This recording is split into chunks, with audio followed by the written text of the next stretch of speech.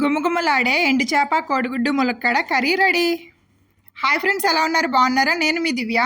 ఈరోజు కోడిగుడ్డు ములక్కాడ ఎండు చేప కర్రీ చేస్తున్నాను. దానికి కావాల్సినవి ముందుగా ఉడకబెట్టి తొక్క తీసుకున్న కోడిగుడ్లు, శుభ్రంగా కడిగిపెట్టిన ఎండు చేపలు, ఉల్లిపాయ, టమాటా, పచ్చిమిరకాయ, కరివేపాకు, ములక్కాడ, ఉప్పు, కారం, నానబెట్టుకున్న చింతపండు, జీలకర్ర పౌడరు, ధనియాల పౌడరు, కొద్దిగా పసుపు.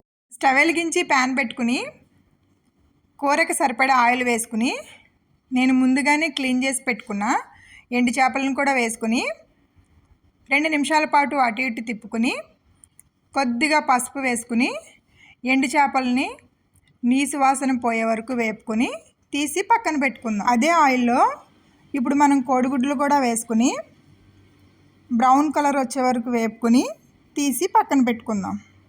ప్యాన్లో కొద్దిగా జీలకర్ర వేసి కట్ చేసి పెట్టుకున్న పచ్చిమిరపకాయలు, ఉల్లిపాయలు, కరివేపాకు కూడా వేసి 2 నిమిషాలు ఇటు అటు తిప్పి మూత పెట్టి మగ్గనిద్దాం. వేసిన ఉల్లిపాయలు మగ్గినవి. ఇప్పుడు నేను కోసి పెట్టుకున్న టమాటోలు కూడా వేసి 2 నిమిషాలు తిప్పి కొద్దిగా ఉప్పు వేసి మూత పెట్టుకుని 5 నిమిషాలు మగ్గనిద్దాం. వేసిన టమాటా ముక్కలు కూడా మగ్గిపోయినాయి.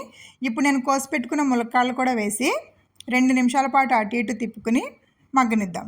మగ్గిన తర్వాత నేను మీకు చూపించిన మసాలా పౌడరు, జీలకర్ర పౌడరు, ధనియాల పౌడరు, కూరకు సరిపడంత కారం కూడా వేసుకుని అటు ఇటు తిప్పుకున్న తర్వాత నేను ముందుగా ఫ్రై చేసి పెట్టుకున్న ఎండు చేపలను కూడా వేసి ఒకసారి అటు ఇటు తిప్పుకుని మనకి కూరకు సరిపడంత వాటర్ కూడా వేసుకుని కలిపిన తర్వాత సాల్ట్ సరిపోయిందో లేదో చూసుకున్న తర్వాత మూత పెట్టి 20 నిమిషాలు మగ్గనిద్దాం. మన కూర అయితే దగ్గర పడింది. ముందుగా నానబెట్టుకున్న చింతపండు పులుసు కూడా వేసుకుని ఒక్కసారి కలుపుకుని 10 నిమిషాల పాటు మగ్గనిద్దాం. మగ్గిన తర్వాత నేను ముందుగా ఫ్రై చేసి పెట్టుకున్న కోడిగుడ్లు కూడా వేసి